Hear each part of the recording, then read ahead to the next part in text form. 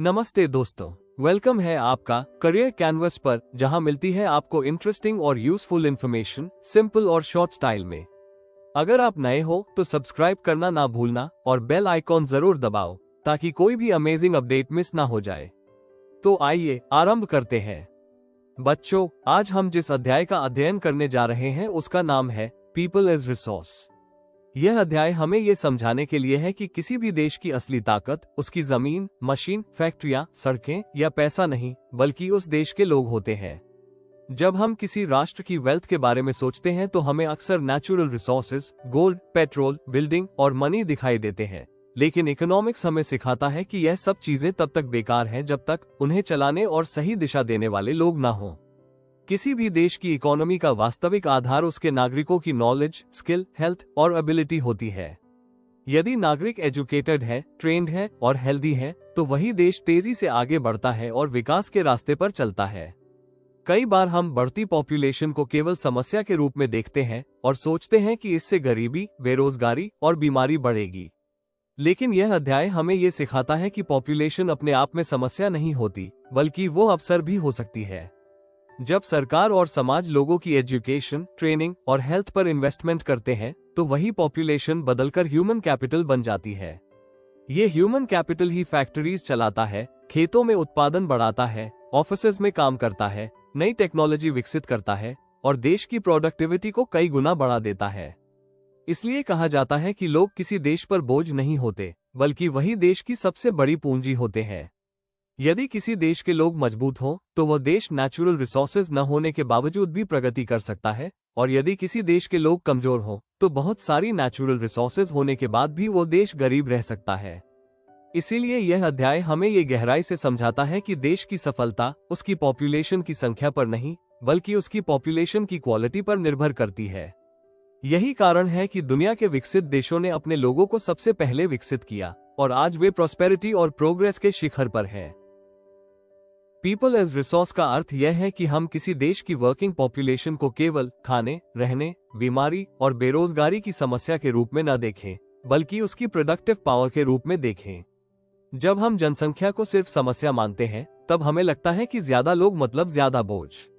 लेकिन जब हम उन्हें रिसोर्स के रूप में देखते हैं तब हमें ये समझ आता है कि हर व्यक्ति अपने अंदर कोई न कोई क्षमता, प्रतिभा और शक्ति लेकर जन्म लेता है।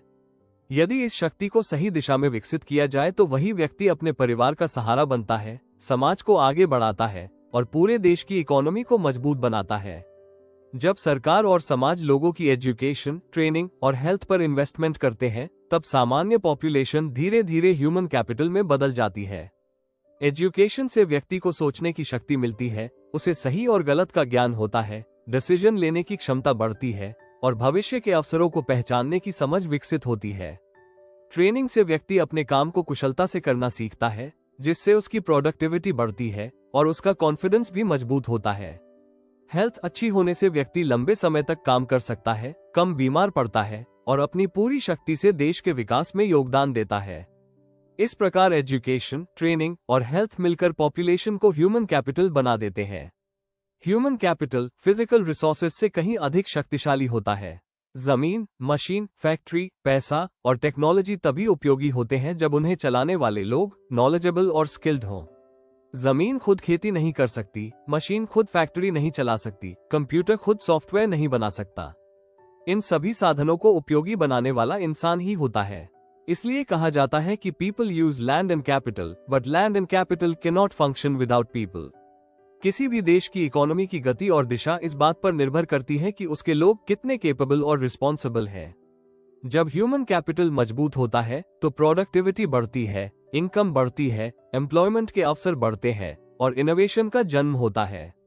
उद्योग विकसित होते हैं, व्यापार फैलता है और समाज में प्रॉस्पेरिटी आती है। इसीलिए किसी भी देश का विकास इस बात पर निर्भर करता है कि उसने अपने लोगों के विकास पर कितना ध्यान दिया है। अंत में हम ये कह सकते हैं कि पॉपुलेशन बोझ नहीं, बल्कि सबसे मूल्यवान रिसोर्स है और पीपल एज रिसोर्स का यही वास्तविक अर्थ है। एजुकेशन किसी भी देश की सबसे शक्तिशाली इन्वेस्टमेंट होती है, क्योंकि एजुकेशन ही साधारण व्यक्ति को स्किल्ड, कॉन्फिडेंट और प्रोडक्टिव सिटीजन बनाती है। जब कोई बच्चा स्कूल जाता है, पढ़ाई करता है, सोचने की क्षमता विकसित करता है, प्रॉब्लम सॉल्विंग सीखता है और नए आइडियाज को समझता है, तब वो केवल अपने लिए नहीं बल्कि पूरे देश के लिए उपयोगी बनता है।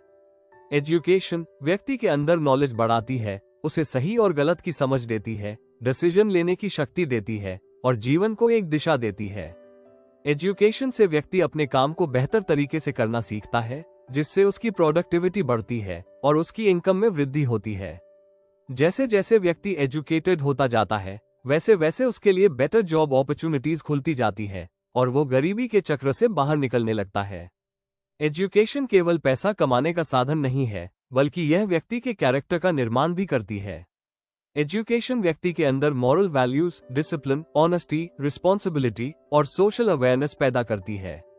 एक एजुकेटेड व्यक्ति समाज के प्रति अपने कर्तव्यों को समझता है, दूसरों का सम्मान करता है और देश के विकास में योगदान देता है। एजुकेशन इनोवेशन को जन्म देती है, न्यू टेक्नोलॉजी विकसित करती है और साइंटिफिक थिंकिंग को बढ़ावा देती है। इसी कारण विकसित देशों ने सबसे पहले एजुकेशन पर ध्यान दिया और वही देश आज वर्ल्ड लीडर्स बने हुए हैं। एनसीईआरटी में दी गई सकल और विलास की कहानी इस कॉन्सेप्ट को बहुत स्पष्ट रूप से समझाती है। सकल ने एजुकेशन और कंप्यूटर ट्रेनिंग प्राप्त की, उसकी स्किल्स बढ़ी, कॉन्फिडेंस बढ़ा और वो एक कंपनी के लिए वैल्यूएबल एसेट बन गया। उसकी इनकम बढ़ी, जीवन स्तर सुधरा और वह नेशन के लिए भी प्रोडक्टिव सिटीजन बना। इसके विपरीत विलास को ना सही एजुकेशन मिली और ना ही प्रॉपर हेल्थ केयर। उसकी वर्किंग कैपेसिटी कम रही, इनकम कम रही और वो पूरी जिंदगी पॉवर्टी में फंसा रहा। ये कहानी हमें ये सिखाती है कि एजुकेशन के बिना कोई भी व्यक्ति अपने पोटेंशियल को पूरी तरह डेवलप नहीं कर सकता। एजुकेशन समाज को भी इनडायरेक्ट रूप से लाभ पहुंचाती है। एजुकेशन से लोगों में अवेयरनेस आती है, करप्शन कम होता है, गवर्नेंस मजबूत होता है, डेमोक्रेसी मजबूत होती है और कल्चर समृद्ध होता है। एजुकेटेड सोसाइटी ही स्टेबल और प्रोग्रेसिव नेशन का निर्माण करती है। इसीलिए कहा जाता है कि एजुकेशन में किया गया इन्वेस्टमेंट सबसे प्रॉफिटेबल इन्वेस्टमेंट होता है, क्योंकि उसका रिटर्न केवल व्यक्ति को नहीं बल्कि पूरे देश को मिलता है। एजुकेशन के समान ही हेल्थ भी ह्यूमन कैपिटल फॉर्मेशन का एक अत्यंत महत्वपूर्ण पिलर है। एक हेल्दी व्यक्ति ही अपने ज्ञान और स्किल्स का सही उपयोग कर सकता है। यदि व्यक्ति स्वस्थ नहीं है तो उसकी वर्किंग कैपेसिटी घट जाती है, लर्निंग पावर कम हो जाती है और प्रोडक्टिविटी कमजोर हो जाती है। एक हेल्दी व्यक्ति अधिक एफिशिएंटली काम करता है, नई चीजें जल्दी सीखता है, लंबे समय तक प्रोडक्टिव रहता है और समाज के लिए अधिक योगदान देता है। इसलिए कहा जाता है कि health is the foundation of productivity. Good health व्यक्ति को केवल फिजिकल स्ट्रेंथ नहीं देती बल्कि मेंटल स्ट्रेंथ भी प्रदान करती है। एक स्वस्थ व्यक्ति में कॉन्फिडेंस अधिक होता है, स्ट्रेस कम होता है और वो जीवन की चुनौतियों का सामना बेहतर तरीके से कर पाता है। हेल्दी पॉपुलेशन होने से नेशन की ओवरऑल प्रोडक्टिविटी बढ़ती है, इकोनॉमिक ग्रोथ तेज होती है और क्वालिटी ऑफ लाइफ में सुधार होता है। यही कारण है कि सरकारें हॉस्पिटल्स, वैक्सीनेशन, सैनिटेशन, न्यूट्रिशन और हेल्थ केयर इंफ्रास्ट्रक्चर पर इन्वेस्टमेंट करती है। भारत ने भी हेल्थ सेक्टर में महत्वपूर्ण प्रगति की है। लाइफ एक्सपेक्टेंसी बढ़कर लगभग 67.2 ईयर्स हो गई है। इन्फेंट मोर्टेलिटी रेट में भारी गिरावट आई है और हेल्थ केयर फैसिलिटीज का रैपिड एक्सपेंशन हुआ है। गांवों तक हॉस्पिटल्स, डॉक्टर्स और मेडिकल सर्विसेज पहुंच रही है। ये सब नेशन की वर्किंग पॉपुलेशन को मजबूत बनाता है और इकोनॉमी को गति देता है।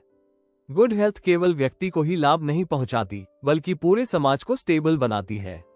हेल्दी चिल्ड्रन अच्छे स्टूडेंट्स बनते हैं, हेल्दी एडल्ट स्ट्रॉन्ग वर्कफोर्स बनते हैं और हेल्दी एल्डरली सोसाइटी को अनुभव और गाइडेंस देते हैं। इस प्रकार हेल्थ इन्वेस्टमेंट का इम्पैक्ट पूरे जीवन चक्र पर पड़ता है।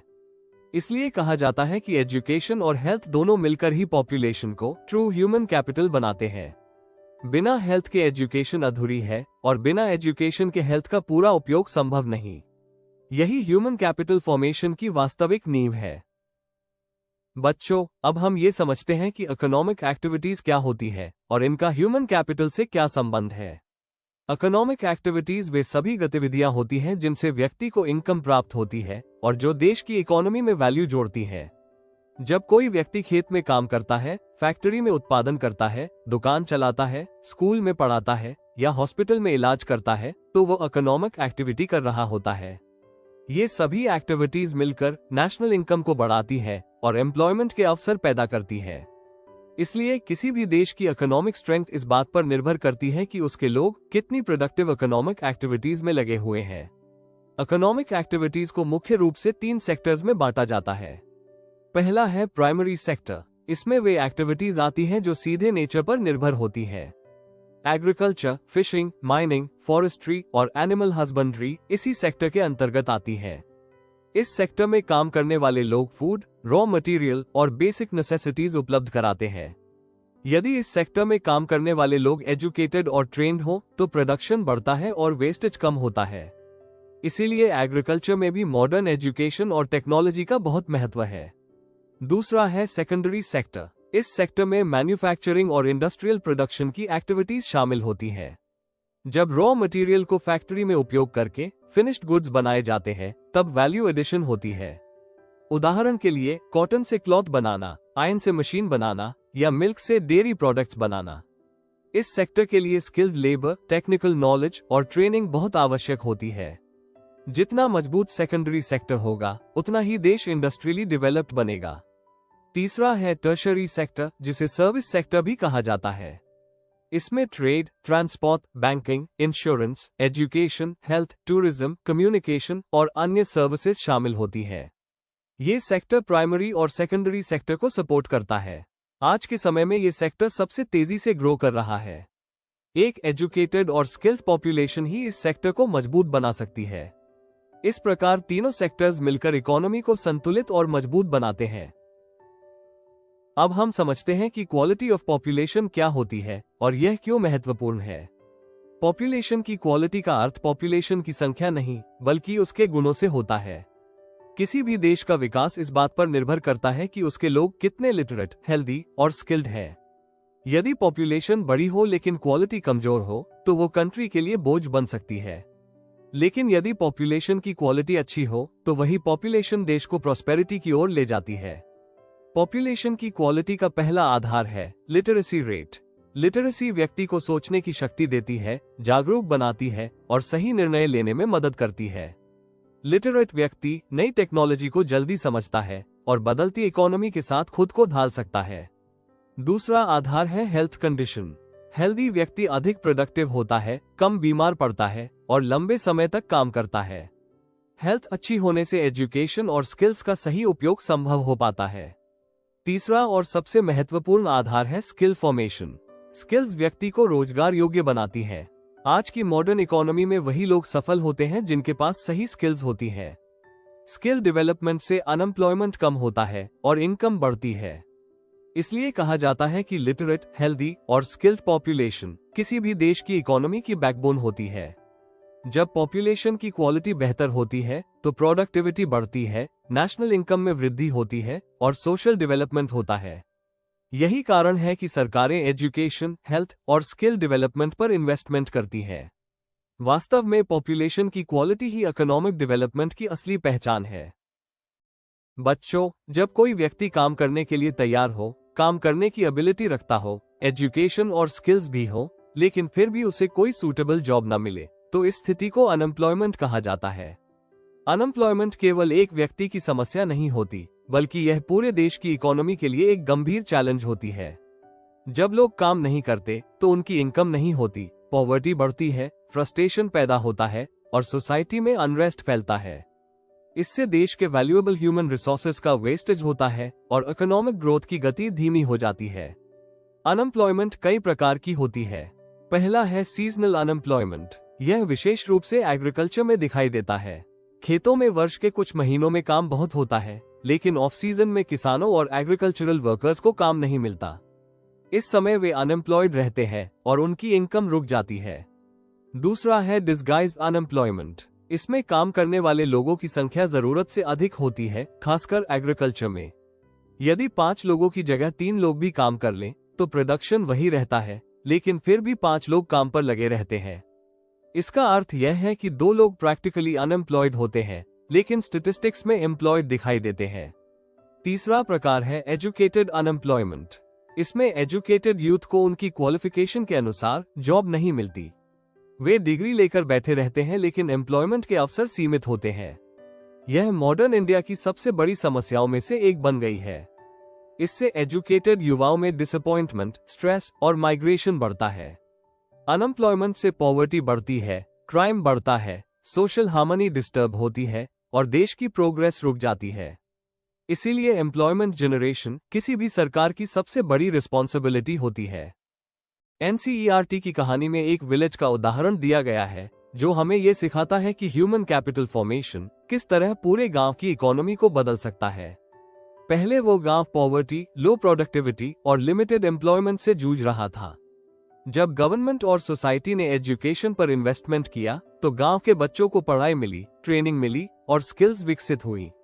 धीरे धीरे वही बच्चे agro engineers, teachers, tailors, doctors और स्किल्ड वर्कर्स बने। इन एजुकेटेड और स्किल्ड लोगों ने गांव की एग्रीकल्चर प्रोडक्टिविटी बढ़ाई। New farming techniques, better seeds, proper irrigation और साइंटिफिक मेथड्स का उपयोग होने लगा। इससे क्रॉप प्रोडक्शन बढ़ा और फार्मर्स की इनकम में वृद्धि हुई। टीचर्स ने एजुकेशन का स्तर ऊंचा किया, टेलर्स ने न्यू बिजनेस शुरू किए, एग्रो इंजीनियर्स ने फार्मिंग को मॉडर्न बनाया और विलेज में एम्प्लॉयमेंट के नए अवसर पैदा हुए।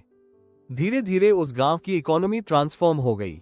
इनकम बढ़ी, स्टैंडर्ड ऑफ लिविंग सुधरा, पॉवर्टी कम हुई और विलेज प्रॉस्पेरिटी की ओर बढ़ने लगा।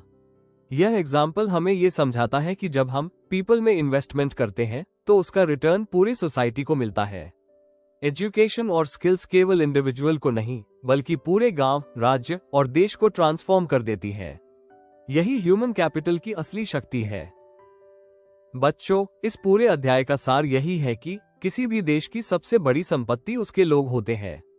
न तो जमीन, न ही मशीन, न ही फैक्ट्रियां और न ही पैसा किसी देश को महान बनाते हैं, बल्कि उस देश के नागरिकों की नॉलेज, स्किल, हेल्थ और कैरेक्टर उसे महान बनाते हैं। जब पॉपुलेशन को केवल संख्या के रूप में देखा जाता है तो वह बोझ लग सकती है, लेकिन जब उसी पॉपुलेशन को सही एजुकेशन, प्रॉपर ट्रेनिंग और गुड हेल्थ मिलती है तब वही पॉपुलेशन ह्यूमन कैपिटल में बदल जाती है और वही ह्यूमन कैपिटल देश की इकोनॉमी को आगे बढ़ाता है। इस अध्याय ने हमें ये स्पष्ट रूप से सिखाया है कि एजुकेशन और हेल्थ मिलकर ही पॉपुलेशन को प्रोडक्टिव रिसोर्स बनाते हैं। एजुकेशन व्यक्ति को सोचने की शक्ति देती है, सही निर्णय लेने की क्षमता देती है, इनोवेशन को जन्म देती है और टेक्नोलॉजी को आगे बढ़ाती है। हेल्थ व्यक्ति को काम करने की शक्ति देती है, लंबे समय तक प्रोडक्टिव बनाए रखती है और उसके जीवन की क्वालिटी को सुधारती है। जब एजुकेशन और हेल्थ दोनों मजबूत होती हैं, तब देश की प्रोडक्टिविटी बढ़ती है, नेशनल इनकम में वृद्धि होती है और इकोनॉमी स्थिर और मजबूत बनती है। जो देश अपने लोगों के डेवलपमेंट पर इन्वेस्टमेंट करते हैं वही देश सस्टेनेबल ग्रोथ प्राप्त करते हैं, स्टेबिलिटी बनाए रखते हैं, प्रॉस्पेरिटी की ओर बढ़ते हैं और वर्ल्ड में लीडरशिप प्राप्त करते हैं। इसके विपरीत जो देश अपने लोगों की क्वालिटी को नजरअंदाज करते हैं वे नेचुरल रिसोर्सेज होने के बावजूद भी पीछे रह जाते हैं। इसलिए ये बिल्कुल स्पष्ट है कि किसी राष्ट्र का भविष्य उसकी पॉपुलेशन की साइज पर नहीं बल्कि उसकी पॉपुलेशन की क्वालिटी पर निर्भर करता है। यही पीपल एज रिसोर्स अध्याय का सबसे बड़ा संदेश है और यही हर देश के विकास का असली रास्ता है। Thank you. अगर वीडियो पसंद आया हो तो एक लाइक जरूर कर देना और कमेंट में बताओ आपका क्या थॉट है। चैनल को सब्सक्राइब करो और शेयर करो अपने दोस्तों के साथ। नॉलेज बढ़ाओ फन के साथ। मिलते हैं नेक्स्ट वीडियो में, तब तक के लिए stay curious and keep learning and follow the career canvas, freedom to dream big.